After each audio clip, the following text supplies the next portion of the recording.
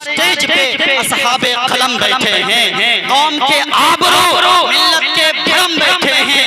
देखने वालों मोहब्बत की नजर से देखो, ये वारिसे खैरुल अंबिया बैठे हैं। देखने वालों मोहब्बत की नजर से देखो, ये वारिसे खैरुल अंबिया बैठे हैं। अल्लाह ताला इन अकाबरीन उलमाए किराम का साया हम सबों के सरों पर दायम रखे।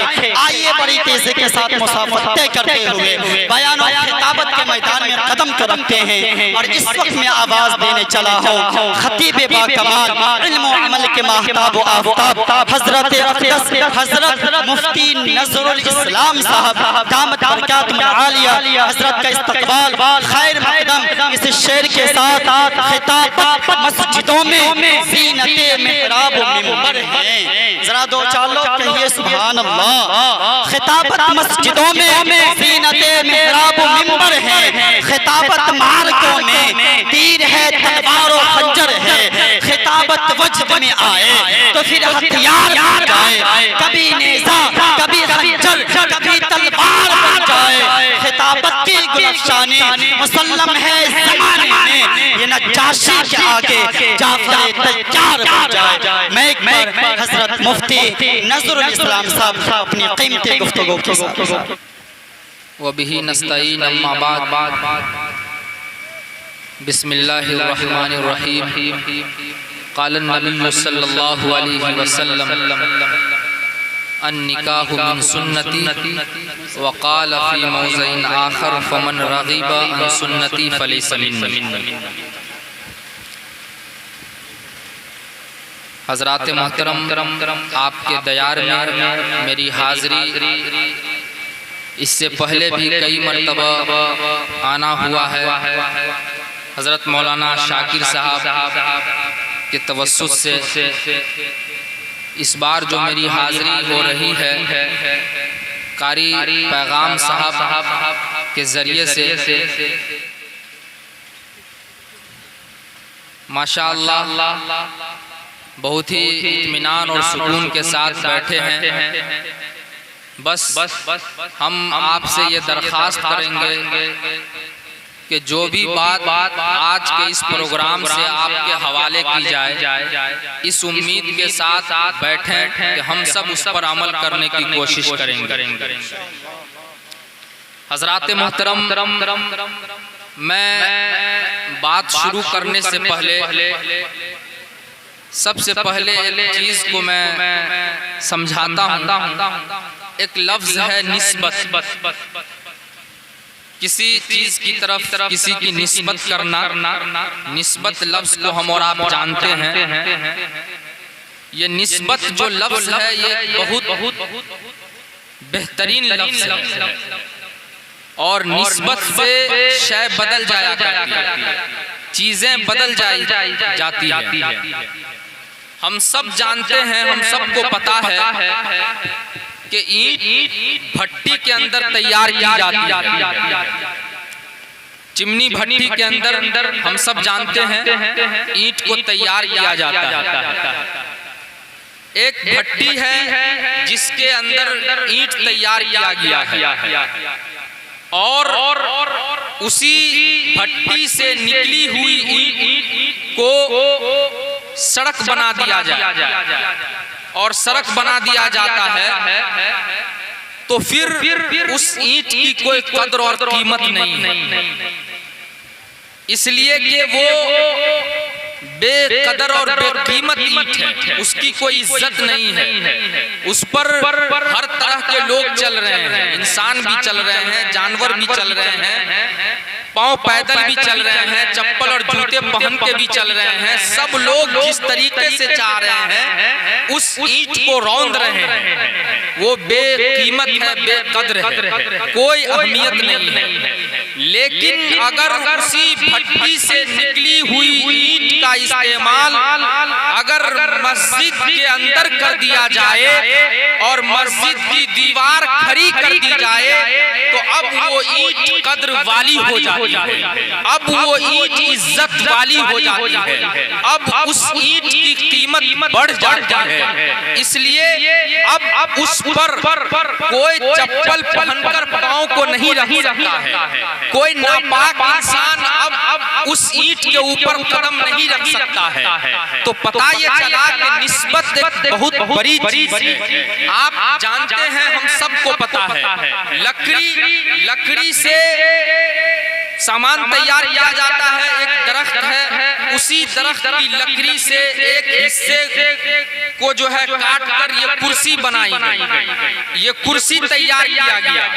अब इस कुर्सी की कोई ज्यादा अहमियत नहीं है, कोई उतनी इज्जत नहीं है, इसलिए कि इस कुर्सी पर सब लोग बैठ रहे हैं, पाक भी बैठ रहे हैं, नापाक भी बैठ रहे हैं। जो जिस तरीके से चाह रहे हैं वो इस कुर्सी को इस्तेमाल कर रहे हैं। लेकिन उसी दरख्त के दूसरे हिस्से की लकड़ी को काट कर अगर कुरान शरीफ रखने के लिए रेहल बना दिया जाए तो अब वो इज्जत वाली हो जाती है, अब वो शान वाली हो जाती है, अब वो कद्र वाली हो जाती है। हम सबको पता है इसी तरीके से कि मार्केट में सबसे ज्यादा सस्ता कपड़ा जो मिलता है वो पॉलिस्टर का कपड़ा मिलता है। इससे सस्ता कपड़ा कोई और नहीं है, उसकी कोई अहमियत ही नहीं है। 25 से 30 रुपये मीटर जो है हम सब खरीद कर ले आते हैं, लेकिन उसी सबसे सस्ते कपड़े से जो है कुरान शरीफ रखने के लिए अगर गिलाफ तैयार कर दिया जाए तो अब वो कपड़ा इज्जत वाला हो जाता है, अब वो कपड़ा शान वाला हो जाता है। इसी तरीके से कागज कारखाने के अंदर तैयार किया जाता है और कारखाने के अंदर जो कागज तैयार किया जाता है उस पर अखबार को भी तैयार किया जाता है। पेपर जिसको हम पढ़ते हैं, खरीदते हैं, उसी कारखाने के निकले हुए कागज पर अगर अखबार बना दिया जाए, न्यूज लिख दिया जाए तो अब उस कागज की कोई अहमियत नहीं है, कोई कद्र नहीं है, कोई कीमत नहीं है। लोग अखबार को पढ़ते हैं, सड़कों पर फेंक डालते हैं, जहां जिस तरह से चाहते हैं इस्तेमाल करते हैं, कोई इज्जत नहीं है, कोई कद्र नहीं है। लेकिन अगर उसी कारखाने के निकले हुए कागज पर कुरान शरीफ को लिख दिया जाए तो अब वो कागज शान वाला हो जाता है, अब वो कागज इज्जत वाला हो जाता है, अब वो कागज मकाम वाला हो जाता है। अब ज़हीरी को डंके की चोट चोट बोलने दिया जाए कि जब ईंट की निस्बत मस्जिद से हो जाए वो शान वाली हो जाती है, जब लकड़ी की निस्बत कुरान पाक से हो जाए वो शान वाली हो जाती है, जब कपड़े की निस्बत कलाम पाक से हो जाए वो शान वाला हो जाता है, जब कपड़े और जब कागज की निस्बत कलाम पाक से हो जाए वो शान वाला हो जाता है। इसी तरीके से जिस इंसान की निस्बत जनाबे मुहम्मदुर रसूलुल्लाह सल्लल्लाहु अलैहि वसल्लम से हो जाता है वो आदमी भी साहिबे मकाम हो जाता है, वो आदमी भी इज्जत वाला हो जाता है, वो आदमी भी शान वाला हो जाता है, वो आदमी भी कद्र वाला। तो सबसे पहले हम अपनी निस्बत को मजबूत करें। हमारी निस्बत किससे है? हमारी निस्बत आकाए नामदार जनाबे मुहम्मद रसूलुल्लाह सल्लल्लाहु अलैहि वसल्लम से है। इतनी बड़ी निस्बत है, इस निस्बत को जो कमजोरी है इसके अंदर हम और आपको चाहिए कि हम इसको मजबूत करें। जब आपने अपनी निस्बत को जनाबे मुहम्मद रसूलुल्लाह सल्लल्लाहु अलैहि वसल्लम से मजबूत कर लिया तो ऐ समाज के लोगों, मुआशरे के लोगों, आज एक पैगाम आपके हवाले कर रहा हूँ, एक ऐसा पैगाम, एक दर्द आपके सामने देकर जा रहा हूँ। जरा तवज्जो से सुनिएगा।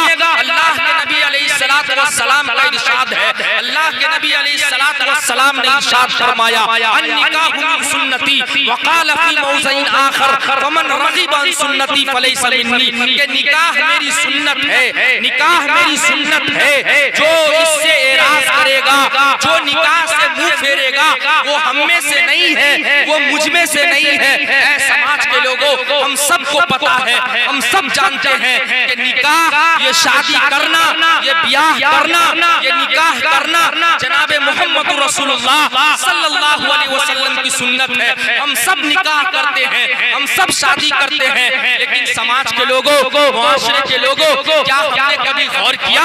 क्या हमने अपने आज के निकाह के बारे में गौर किया? क्या हमने शादी के मुताल्लिक गौर किया? क्या आखिर अल्लाह के रसूल अलैहिस्सलातु वस्सलाम ने निकाह के ताल्लुक से कुछ पैगाम भी जारी किया है?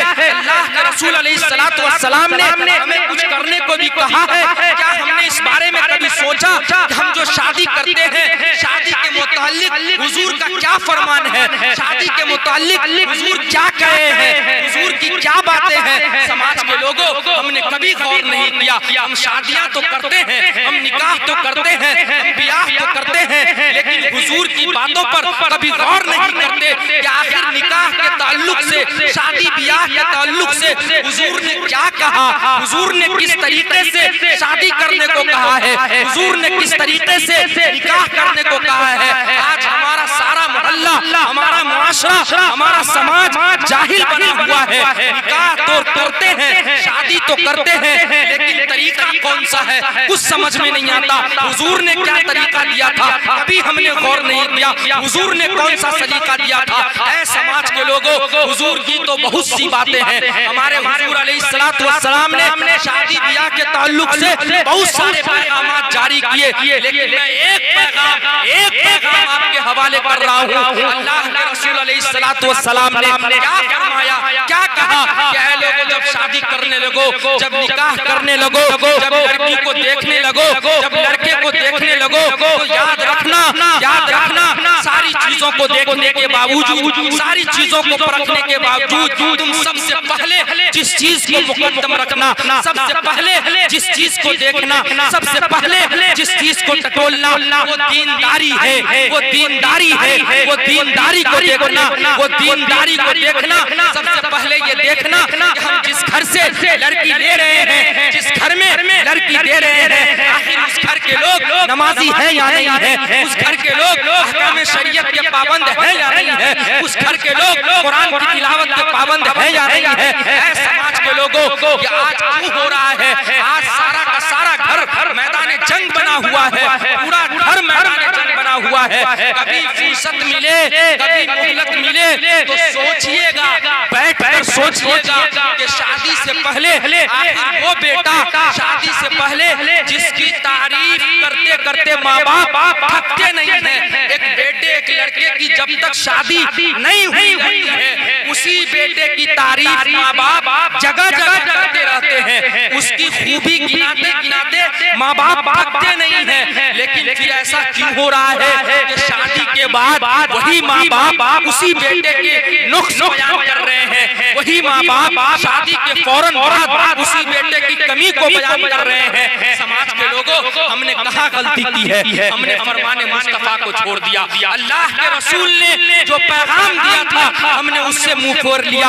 अल्लाह के रसूल ने जो काम करने को कहा था, हमने उसको छोड़ दिया। अल्लाह के रसूल ने कहा कि दीनदारी को देखना, दीनदारी को मुकद्दम रखना, घर के माहौल को देखना, घर के माहौल को परखना, दौलत मत देखना। आज हमारे समाज का हाल क्या है, माशरे का हाल क्या है? आज हम दौलत देखते हैं, हम सरवत देखते हैं। आज हमारा मुआशरा इतना बस से बदतर हो चुका है। आज हमारी नजर सबसे पहले जब हम किसी की लड़की को देखने, जब किसी लड़की वाले के दरवाजे पर घुसते हैं, तो सबसे पहले हम क्या देखते हैं? हम दस्तरखान देखते हैं, फिर गिनना शुरू करते हैं कि दस्तरखान पर कितने किस्म की मिठाइयाँ हुई है। फिर आ जाते हैं कि कितने किस्म के नमकीन से हमारा स्वागत किया जा रहा है। फिर गिनना शुरू करते हैं कि कितना मिलेगा। समाज के लोगों, मुआशरे के लोगों, क्या रसूलुल्लाह ने यही पैगाम दिया? नहीं। अल्लाह के रसूल अलैहिस्सलातु वस्सलाम ने कहा कि शादी ब्याह करते वक्त, रिश्ता करते वक्त घर के माहौल को देखना, दीनदारी को देखना, और उस घर के अहकाम शरअ के पाबंद लोग हैं या नहीं है, इन सब चीजों को देखना।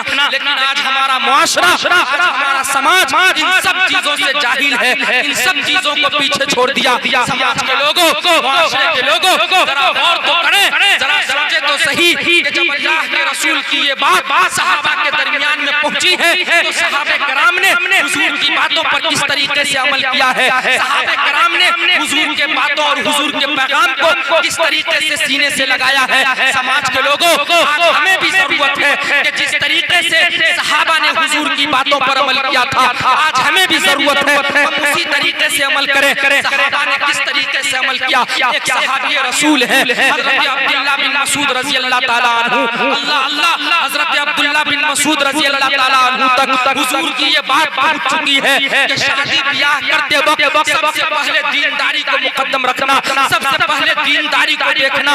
सहाबी रसूल तक हुजूर की बात पहुंच चुकी है।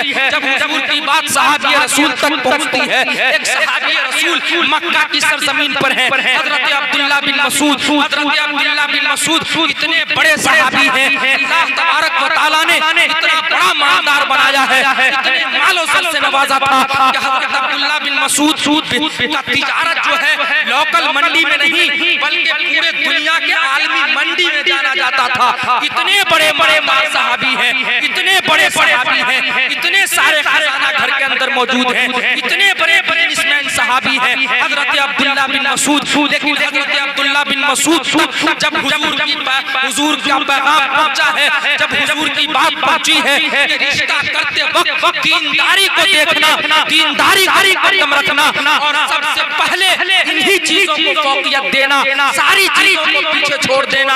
अगर घर के लोग मालदार हैं लेकिन नमाज के पाबंद हैं, मत शादी करना। अगर घर के लोग खानदानी हैं, सब कुछ सही है लेकिन घर में कुरान की तिलावत का एहतमाम नहीं है, घर के लोग नमाज के पाबंद नहीं है, ऐसे रिश्ते को खत्म कर देना। हजरत अब्दुल्लाह बिन मसूद तक जब हुजूर की बात पहुंची है, अल्लाह तबारक व तआला ने हजरत अब्दुल्लाह बिन मसूद को जहां इतने बड़े मालो ज़र से नवाजा था, वहीं पर अल्लाह तबारक व तआला ने एक अदद बेटी भी अता की थी। हजरत अब्दुल्लाह बिन मसूद की बेटी जब जवानी की दहलीज पर पहुंचती है, हजरत अब्दुल्लाह बिन मसूद की बेटी जब जवान होती है, चारों तरफ से रिश्ते आने शुरू हो जाते हैं, चार जानिब से हजरत अब्दुल्लाह बिन मसूद के घर रिश्ते आते हैं। हजरत अब्दुल्लाह बिन मसूद हैं, तमाम रिश्तों को देख रहे हैं, तमाम रिश्तों को परख रहे हैं और सारे आने वाले रिश्तेदारों से कहते हैं कि अभी मैं इस बारे में कुछ नहीं कर सकता, अभी मैं इस बारे में कुछ नहीं कर सकता। क्यों? कि हजरत अब्दुल्लाह बिन मसूद देख रहे थे, हजरत अब्दुल्लाह बिन मसूद परख रहे थे कि जितने भी रिश्तेदार आ रहे हैं सब के सब दुनियादार के रिश्ते हैं, दीनदारों का रिश्ता एक भी नहीं है। जितने भी रिश्ते आ रहे हैं सब के सब मालदार के रिश्ते हैं, दीनदारों का रिश्ता एक भी नहीं आ रहा है। हजरत अब्दुल्लाह बिन मसूद ने तमाम रिश्तों को मुनक़ता किया है, तमाम रिश्तों को खत्म किया है।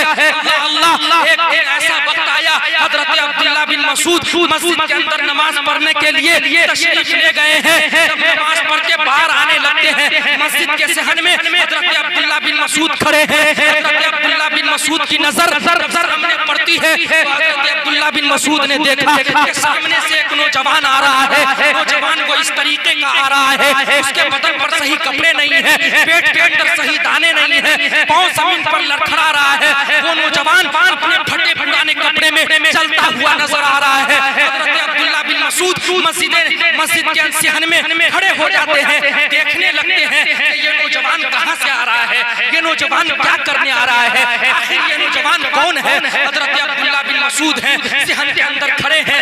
वो नौजवान करीब आता है, सलाम किया है, सलाम करने के बाद हजरत अब्दुल्लाह बिन मसूद ने जवाब दिया है। फिर उसके बाद से वो नौजवान मस्जिद के अंदर दाखिल हुआ है, रसूल पाक की सुन्नत के मुताबिक वजू किया है, वजू करने के बाद नमाज की नियत बांध लिया है। हजरत अब्दुल्लाह बिन मसूद हैं, सामने मस्जिद के सहन में खड़े ये सारे मंजर देख रहे हैं। वो नौजवान हालत क़याम के अंदर है, हजरत अब्दुल्लाह बिन मसूद देख रहे हैं। वो नौजवान हालत रुकू के अंदर है, हजरत अब्दुल्लाह बिन मसूद देख रहे हैं। वो नौजवान हालत सजदा के अंदर जू ही गया है। हजरत अब्दुल्लाह बिन मसूद ने फैसला कर दिया कि ऐ अब्दुल्लाह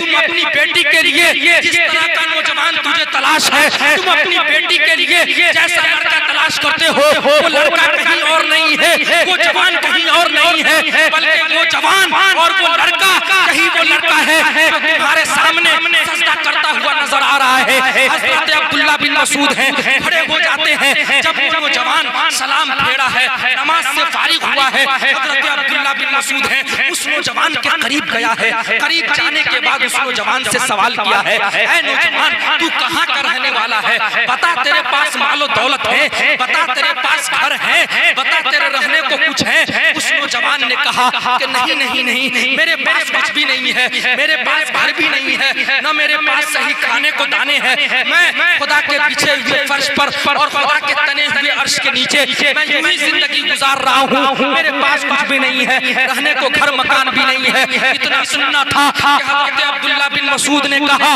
कि ऐ जवान, मेरी ये ख्वाहिश है, मैं ये चाहता हूँ कि अल्लाह तबारक व तआला ने जहाँ मुझे इतना बड़ा बिजनेसमैन बनाया है, वहीं पर अल्लाह तबारक व तआला ने मेरे पास एक अदद बेटी भी अता की है। मैं चाहता हूँ अपनी बेटी की शादी, मैं चाहता हूँ अपनी बेटी की निस्बत तुम्हारे साथ कर दूं। बता क्या तू चाहता है, तेरी मर्जी क्या है? इतना सुनना था कि हजरत अब्दुल्ला बिन मसूद को उस जवान ने सर उठा के देखा और कहा कि अब्दुल्ला बिन मसूद, मैं जानता हूँ, मैं मानता हूँ, मैं गरीब हूँ, लेकिन याद रख ले मेरी गुर्बती का मजाक उड़ाने का हक आपको नहीं है। आप मेरी गरीबी का मजाक नहीं उड़ा सकते। हजरत अब्दुल्ला बिन मसूद ने उस जवान से कहा कि ऐ जवान, मैं जो कुछ कह रहा वो सिद्क़े दिल से कह रहा हूँ, मैं सच्चे दिल से कह रहा हूँ। जब उस नौजवान को यकीन हो गया ना कि हजरत अब्दुल्ला बिन मसूद जो कुछ कह रहे हैं वो दिल की गहराई से कह रहे हैं, उसके बाद उस नौजवान ने कहा कि अब्दुल्ला बिन मसूद, ठीक है, मैं जानता हूँ, मैं मानता हूँ आप जो कुछ कह रहे हैं वो ठीक कह रहे हैं, लेकिन कम से कम आप अपनी बेटी से पूछ तो ले, वो आपकी बेटी जो अमीरी की छांव में पली है, वो बेटी जो दौलत और मालदारी के घराने में पली है, कहीं आपकी बेटी मुझ जैसे गरीब और फकीर के साथ शादी करने से इनकार न कर जाए। आप एक बार पूछ तो ले। हजरत अब्दुल्ला बिन मसूद ने कहा, ऐ जवान, वो अब्दुल्ला की बेटी है, मेरी बेटी इनकार नहीं करेगी। उस जवान ने कहा कि आप एक बार पूछ तो ले, आपको पूछने में क्या हो रहा है?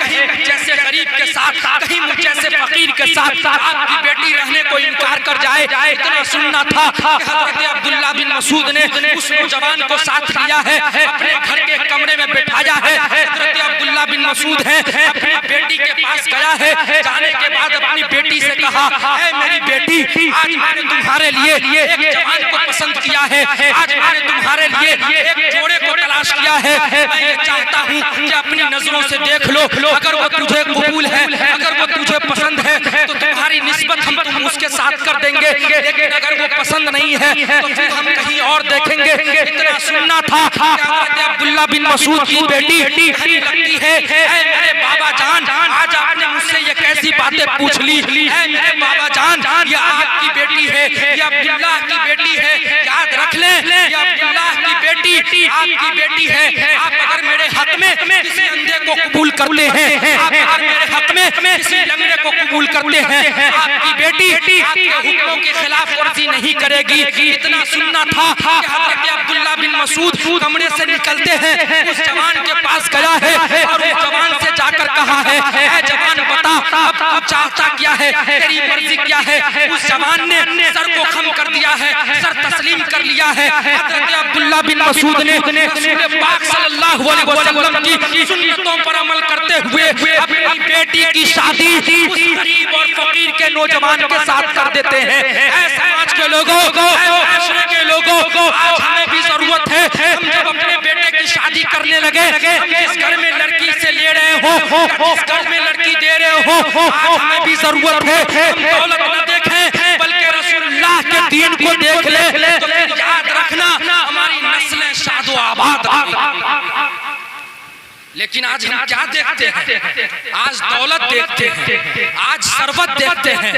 ऐ समाज के लोगों, माशरे के लोगों, रसूलुल्लाह का ये तरीका नहीं है। अल्लाह के रसूल ने शादी ब्याह के ताल्लुक से ये नहीं कहा, बल्कि दीनदारी को सबसे पहले देखने को कहा। और अल्लाह के रसूल ने फरमाया, घर को देखना, घर के माहौल को देखना कि लोग नमाजी हैं या नहीं है, कुरान की तिलावत के पाबंद है या नहीं है, में शरीयत के पाबंद है या नहीं है। आज मैं क्या बताऊं, हमारा समाज इतना बस से बदतर हो चुका है, मुआशरा इतना गंदा हो चुका है। शादी ब्याह के ताल्लुक से ऐसे ऐसे रसूमात और ऐसे ऐसे खुराफात लोगों ने चला रखा है, रोना आता है।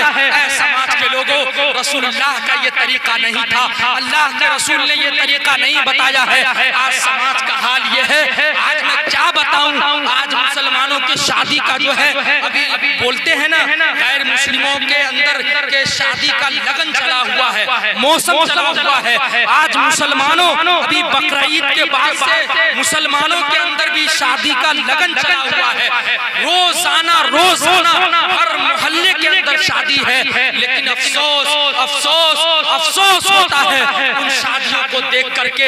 ऐसे ऐसे रसूमात और ऐसे ऐसे खुराफात मुसलमानों ने अपने शादियों के अंदर दाखिल किया है। अल्लाह अकबर, ये डीजे और ये बाजे, अफसोस होता है क्या हम मुसलमान हैं? क्या रसूलुल्लाह ने ये पैगाम दिया है? आज शादी ब्याह के ताल्लुक से एक घर वाले 10-10 दिन पहले डीजे का इंतजाम करते हैं, 5-5 रोज पहले डीजे बजाया जाता है। ऐ मुसलमानों, कभी हमने गौर किया, कभी हमने सोचा कि अल्लाह के रसूल ने क्या डीजे का तरीका दिया था? अल्लाह के रसूल ने क्या शादी ब्याह के मुताल्लिक से ये बाजे का तरीका बताया था?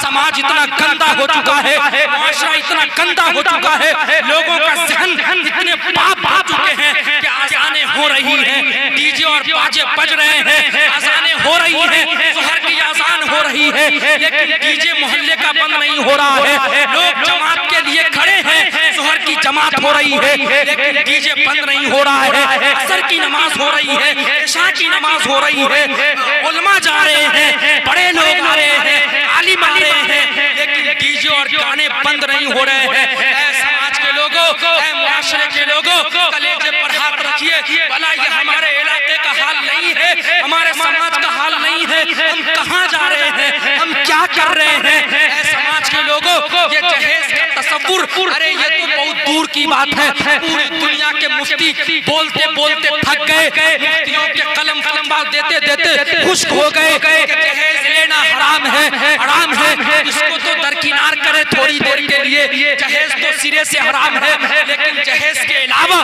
क्या क्या खुराफात पाल रखे हैं। हम अपनी शादियों में क्या क्या खुराफात ले आए हैं। ये डीजे का तसव्वुर किसने हमको दिया? ये गाने बजाने का तसव्वुर किसने हमको दिया? रात रात भर गाने बजाए जाते हैं, औरतें डांस करती है, जवान जवान बेटियां उस गाने के सामने नाचती हैं। मैं बोल इसलिए रहा हूँ कि आजकल बकरीद के बाद से मैं ये मंजर देख रहा हूँ, हर इलाके का हाल है। लोग ऐसे ऐसे गाने बजाते हैं, इतने बेहुदा किस्म के अल्फाज गाने गाते हैं और गाने बजाते हैं। नमाज हो रही है, अज़ान हो रही है, कोई परवाह नहीं है। समाज के लोगों, हम क्या मुंह दिखाएंगे, हम क्या मुसलमान हैं, हम अपने आप को किस नाम हमने कभी गौर नहीं किया, हमने कभी नहीं सोचा। बहुत बीमारी है, किस किस मर्ज का इलाज किया जाए, सारा समाज किस किस मर जख्म पर मरहम पट्टी किया जाए, सारा बदन जो है जख्म से चूर है। माशरा पूरा गंदा हो चुका है। कौन कौन सी बुराई को लिया जाए, कौन कौन सी बुराई आपको दिखाई जाए, माशरा बस से बदतर हो चुका है। समाज के लोगों, माशरे के लोगों, आखिरी पैगाम, आखिरी बात कह के अपनी बात को खत्म करता हूँ। जो आजकल एक और बीमारी चली पड़ी है, और सबसे बड़ की बीमारी आज मैं देख रहा हूँ। आज एक इलाके में क्या हो रहा है, समाज में क्या हो रहा है, शादी ब्याह के ताल्लुक से एक और बड़ी बीमारी ये है कि जिसको भी देखिए, जिस लड़के को देखे, क्या है भाई, लड़की इंटर चाहिए। बोलिए, चला है क्या शाकिर साहब? जिसको भी देखे क्या है, लड़की इंटर पास, मैट्रिक नहीं, इंटर चाहिए। जिस लड़के को सही से अपना नाम लिखना नहीं आता है, दस्तखत करना नहीं आता है, कलम पकड़ना नहीं आता है, उस लड़के से भी पूछें कि लड़की कैसी चाहिए, तो मैट्रिक नहीं चलेगा भैया, इंटर चलेगा। इंटर, जी बिल्कुल बेशक। क्या करेंगे इस इंटर का? क्या करना है? नौकरी करवाना है, नौकरी मिलने वाला नहीं है। क्या करेगा इस इंटर का? समाज के लोगों, माशरे के लोगों, देखा है ऐसे ऐसे जवान का लड़का 6-6 महीने तक तलाश किया जाता है, इलाके का छानबीन किया जाता है, सिर्फ इंटर के चक्कर में कि लड़की इंटर चाहिए। ऐ माशरे के लोगों, ऐ समाज के लोगों, कलेजे पर हाथ रखिए। रखिए और खुद फैसला कीजिए। जिस इंटर वाली बहू को हम अपने घर के अंदर दाखिल करते हैं, जिस इंटर वाली लड़की को हमने 6-6 महीना तक रिश्ता तलाश किया था, जिस इंटर वाली लड़की के लिए हम इलाके का दौरा किया थे, कलेजे पर हाथ रखकर फैसला कीजिए। जब वो इंटर वाली बहू हमारी आती है घर में, तो हमने कभी कलाम पाक पढ़ते देखा है?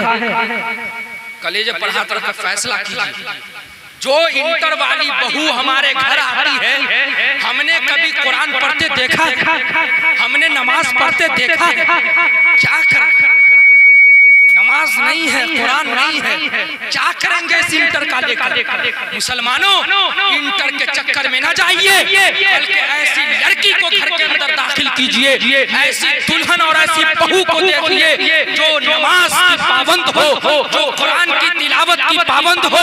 आप बहू को इंटर पास लाते हैं, आप बहू को बीए पास लाते हैं, लेकिन आपकी बहू कितने दिन कुरान पढ़ती है? फजर के बाद कितने दिन नमाज पढ़ती है? आपने कभी घर का जायजा लिया? पूरे बस्ती का जायजा लीजिए। जिसके घर में इंटर वाली बहू है, कितनी बहू जो है कुरान पढ़ती है?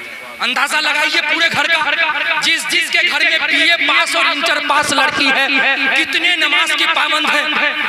क्या कर रहे हैं? क्या फायदा है ऐसे इंटर का? समाज के लोगों, कोई फायदा नहीं है।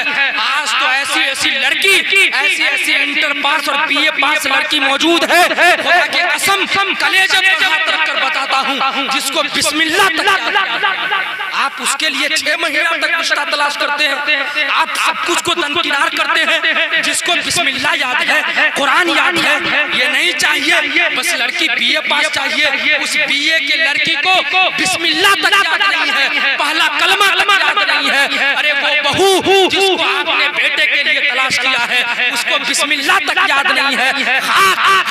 घर में फायदा होगा? क्या करेंगे ऐसे इंटर को लेकर के? क्या करेंगे ऐसे बीए पास को लेकर के? जिस लड़की को बिस्मिल्लाह याद नहीं, वो लड़की बिस्मिल्लाह की अजमत क्या जाने, वो लड़की बिस्मिल्लाह की ताकत क्या जाने, वो लड़की बिस्मिल्लाह की फजीलत क्या जाने। एक लड़की को बिस्मिल्लाह ही याद नहीं है, उसे क्या पता कि बिस्मिल्लाह में क्या फायदे हैं, उसे क्या पता बिस्मिल्लाह की क्या बरकत है। समाज के लोगों, हम सबको पता है, हम सबको पता है कि बिस्मिल्लाह वो कलमा है, बिस्मिल्लाह वो चीज है कि जिस काम से पहले बिस्मिल्लाह पढ़ लिया जाता है, वो काम अधूरा नहीं रहता। बोलिए, हम सबका अकीदा है या नहीं?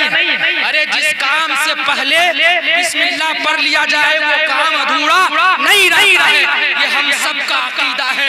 जिस लड़की को बिस्मिल्लाह ही याद न हो, भला वो लड़की काम से पहले बिस्मिल्लाह कहाँ से पढ़ेगी? भला वो लड़की बच्चे को दूध पिलाने से पहले बिस्मिल्लाह कहाँ से पढ़ेगी? भला वो लड़की खाना बनाने से पहले बिस्मिल्लाह कहाँ से पढ़ेगी? भला वो लड़की काम करने से पहले बिस्मिल्लाह कहाँ से पढ़ेगी? बहू चाहिए बीए पास, लेकिन बिस्मिल्लाह तक याद नहीं है। एक वाकया मैं सुनाता हूँ, तवज्जो से सुनिएगा समाज के लोगों। बस इस वाकये को सुनाने के बाद अपनी बात को खत्म करता हूँ, आखिरी पैगाम दे रहा हूँ। वाकये को जरा ध्यान से सुनिएगा कि बिस्मिल्लाह के अंदर कितनी बरकत है, बिस्मिल्लाह की कितनी फजीलत है, बिस्मिल्लाह में कितनी ताकत है और कितनी अजमत है। तारीख का जब आप मुताला करेंगे, एक लड़की है जिसका नाम ज़ैनब बताया गया है। क्या नाम है? ज़ैनब। नाम को याद रखिए। तारीख की किताबों में एक लड़की का नाम है ज़ैनब। ज़ैनब वो लड़की है, वो बहुत बड़ी बिस्मिल्लाह की आदी थी, बहुत बड़ी कारिया थी। वो ज़ैनब नाम की लड़की जब भी कोई काम करने लगती थी तो बिस्मिल्लाह पढ़कर किया करती थी।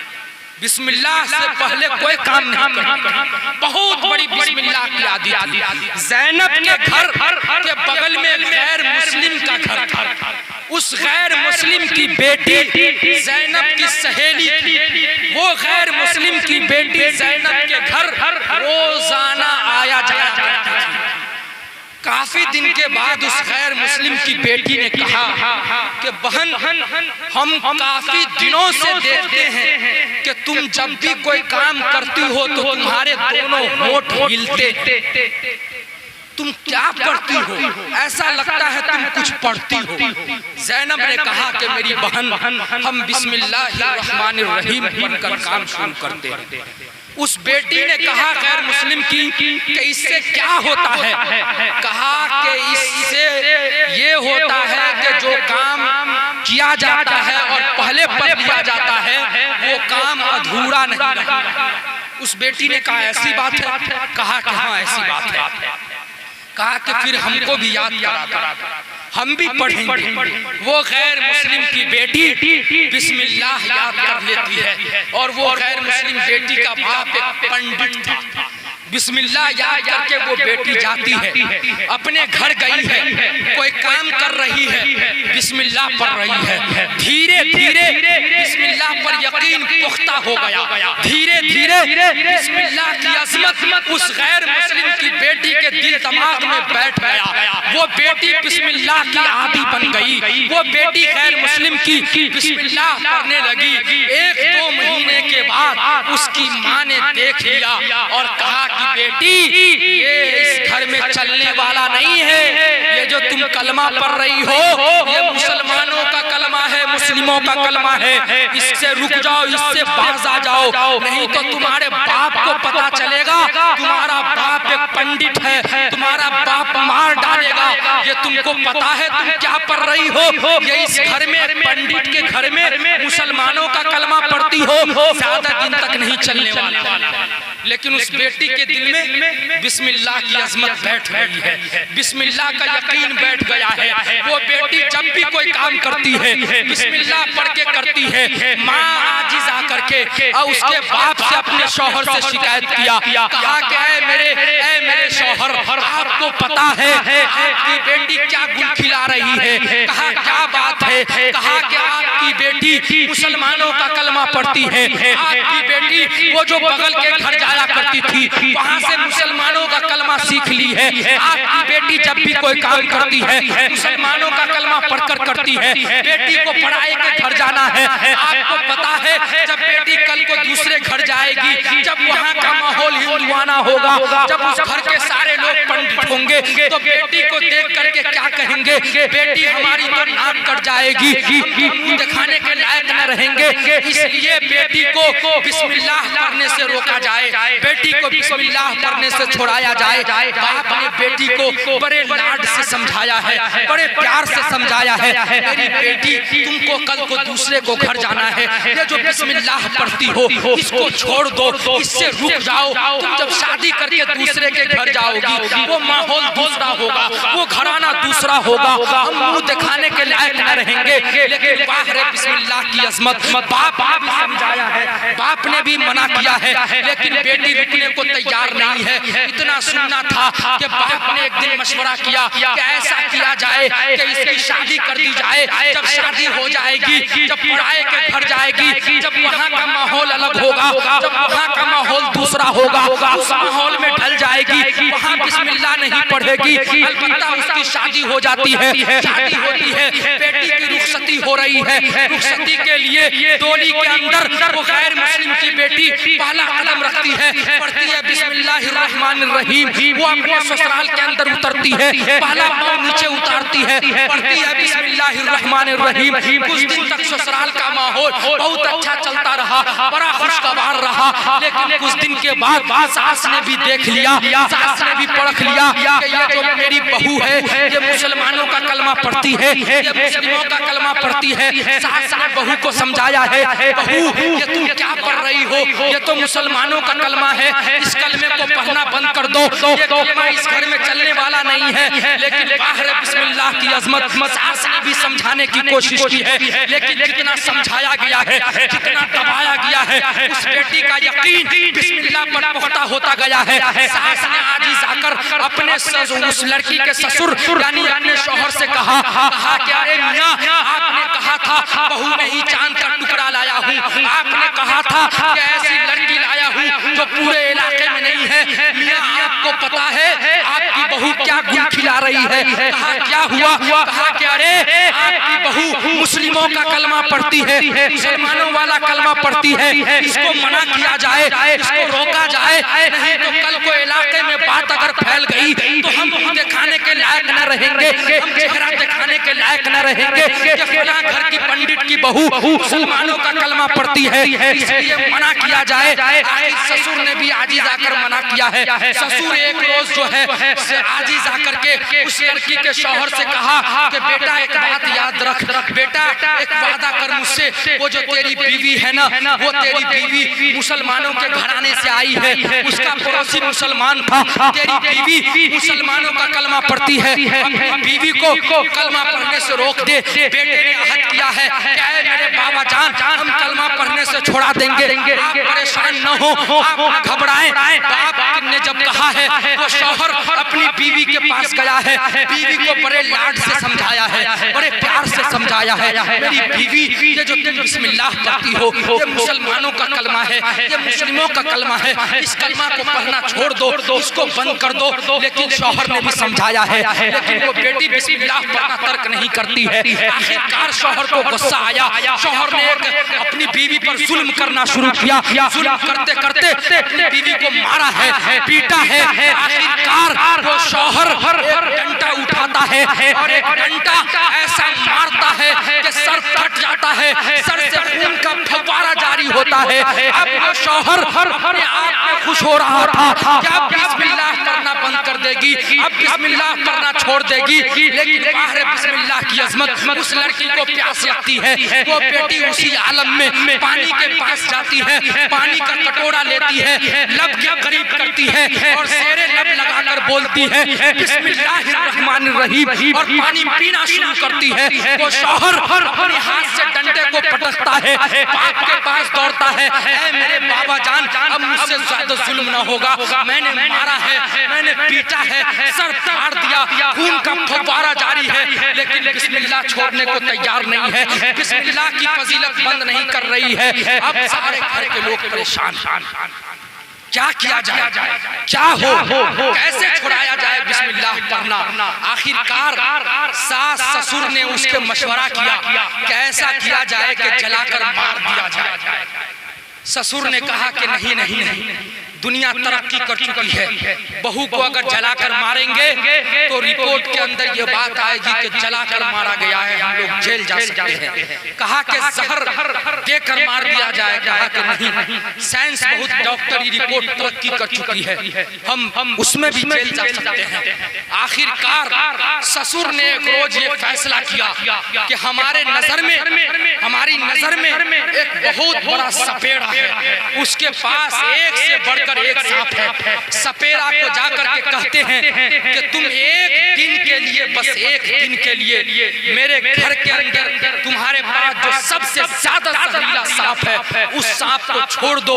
और अपनी बीवी से कहा कि बहू को कह देना कि जब हम खाने पर बैठेंगे और वो जो अचार की हांडी है घर में, उस हांडी को सामने निकाल कर रख दो, उस सांप को जो है उस अचार की हांडी में रखेंगे। बहू हम जब खाने पे बैठेंगे बहू को कहेंगे अचार लेके आओ, जब बहू अचार लाने जाएगी हांडी में सांप होगा, बहू को सांप डस लेगा, बहू का इंतकाल हो जाएगा, हम लोग बच जाएंगे। लोग कहेंगे कि बहू की मौत जो है सांप और जहरीले जानवर के काटने की वजह से हुई है। अलगरज ऐसा ही हुआ। वो ससुर दौड़ता हुआ सपेरे के पास गया है, सपेरे से जाकर कहा है ओ सपेरा, तेरे पास एक से बढ़कर एक सांप है, तेरे पास एक से जहरीले एक सांप है, बस एक रात के लिए, एक दिन के लिए हमारे घर के हांडी में जो है तुम्हारे पास जो सबसे ज्यादा जहरीले सांप है उस सांप को मेरे घर के अंदर डाल दो, इसके बदले तू जितनी रकम मांगेगा मैं देने के लिए तैयार हूँ, जितनी कीमत का मुतालबा करेगा मैं देने के लिए तैयार हूँ। वो सपेरा उसके घर के अंदर सांप को रख दिया है, वो सपेरा सांप को डाल करके अपने आप को चला गया है। ससुर खाने के पास मौजूद है, खाने को बैठा है, बहू थाल के अंदर खाना लाकर देती है। उसने बहू जब जाने लगती है ससुर ने बहू से कहा कि बहू वो जो घर में फला हांडी है, उस हांडी के अंदर आम का अचार पड़ा हुआ है, मेरे लिए एक आम का अचार निकाल करके आओ। बहू जाती है, हांडी से आम का अचार निकालती है, ससुर के थाल के अंदर रख देती है। जब अचार का रखना था, वो ससुर कभी बहू के चेहरे को देख रहा है, कभी थाल के अंदर अचार को देख रहा है। इतना देखना था कि वो ससुर दौड़ता हुआ सपेरा के पास गया है। ओ सपेरा, तूने मेरे साथ बड़ा जुल्म किया, तूने मेरे साथ बड़ी ज्यादती की, तूने मेरे साथ बड़ा छल कपट किया। बता, तूने जितनी रकम का मुतालबा किया था, जितने पैसे का मांग किया था, मैंने वो सारी रकम दी थी। तूने उस हांडी में सांप को रखा नहीं, बल्कि आस्तीन में सांप को छुपा कर ले आया था। इतना सुनना था कि वो सपेरा दौड़ते हुए उसके घर गया है, घर के दरवाजे पर पहुंचा है। दरवाजे पर पहुंचने के बाद वो सपेरा अपना मंत्र बजाना शुरू करता है, बीन बजाना शुरू करता है। गोया वो सपेरा जैसे ही मंत्र बजाया है, सांप उस हांडी से अपने सर को निकाला है और बाहर किया है। गोया वो सांप ये कह रहा होता है कि ओ सपेरा, जब से तूने मुझे इस हांडी के अंदर डाला है, एक लम्हा के लिए, मैं एक मिनट के लिए बाहर निकल के न गई, मैं इसी के अंदर मौजूद हूँ, मैं इसी हांडी में मौजूद हूँ। इतना सुनना था कि वो ससुर अपनी बहू से बोल उठता है, अपनी बहू से पूछता है, मेरी बहू बता तूने आखिर कौन सा अमल करके उस हांडी से अचार निकाला? क्या तुमको सांप ने काटा नहीं? क्या तुमको सांप ने डसा नहीं? क्या तुमको सांप का जहर नहीं गया? जब इसने ससुर ने कहा, वो बहू कहती है, ससुर जी, जिस बिस्मिल्लाह वाली को खत्म करने के लिए, जिस बिस्मिल्लाह का पीछा छुड़ाने के लिए आपने ये सब सारी तदबीरें इख्तियार की है, उसी बिस्मिल्लाह को पढ़ करके हमने हांडी के अंदर अचार। इतना सुनना था कि वो ससुर बोल उठता है कि बहू, आज के बाद इस घर में सिर्फ तुम बिस्मिल्लाह नहीं पढ़ोगी, बल्कि हम भी बिस्मिल्लाह पढ़ेंगे। इतना सुनना था कि सास पुकार उठी कि मियां, आज के बाद इस घर में हम भी बिस्मिल्लाह पढ़ेंगे, करके सारे लोग बिस्मिल्लाह के आदी हो गए। वो सपेरा जादूगरी से तौबा करता है, वो सपेरा भी बोल उठता है, मियां, आज के बाद सिर्फ तुम ही बिस्मिल्लाह नहीं, बल्कि हम भी बिस्मिल्लाह पढ़ेंगे। ऐ समाज के लोगों, ऐ मुसलमानों, मैं आपसे पूछता हूँ, अरे मियां, जब बिस्मिल्लाह की इतनी अजमत है, बिस्मिल्लाह की इतनी फजीलत है, बिस्मिल्लाह में इतनी बरकत है कि बिस्मिल्लाह करने वाला सांप के काटने से बच सकता है, बिस्मिल्लाह करने वाला सांप के जहर से बच सकता है, बिस्मिल्लाह करने वाला सांप के डसने से बच सकता है। मुसलमानों, जरा सोचो तो सही, अरे अल्लाह रब्बुल इज्जत ने तो अपने हबीब के जरिए से हमारे ऊपर पूरा का पूरा मुकद्दस कलाम को नाजिल किया है।